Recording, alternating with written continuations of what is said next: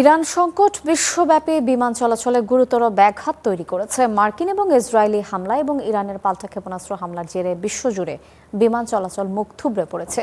মধ্যপ্রাচ্যের বিভিন্ন অঞ্চলে বিপর্যস্ত হয়েছে বিমান চলাচলের সময়সূচি। এতে বিভিন্ন দেশসহ বিপাকে পড়েছেন বাংলাদেশের নাগরিকেরা।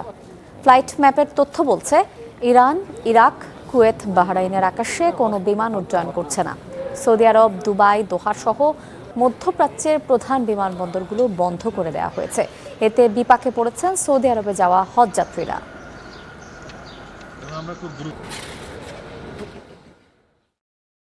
এখন মদিনা এয়ারপোর্টে আসছি। আমার আজকে ফ্লাইট ছিল G9248 এই ফ্লাইটে।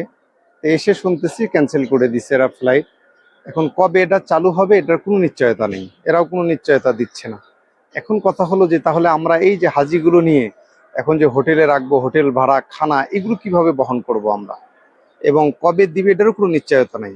এই জন্য এটা নিয়ে আমরা যারা গ্রুপ লিডার আছি, যারা হজের কাজ নিয়ে আছি, আমরা খুব বিপদে পড়ে গেছি। যেটা এখন এই টাকা পয়সাগুলো কিভাবে কি করব, এবং হাজিদেরকে নিয়েও হোটেলে রাখা নিয়ে আমাদের শিডিউল কোনো পরিবর্তন হয়েছে, কবে দিবে এটার কোনো নিশ্চয়তা নাই।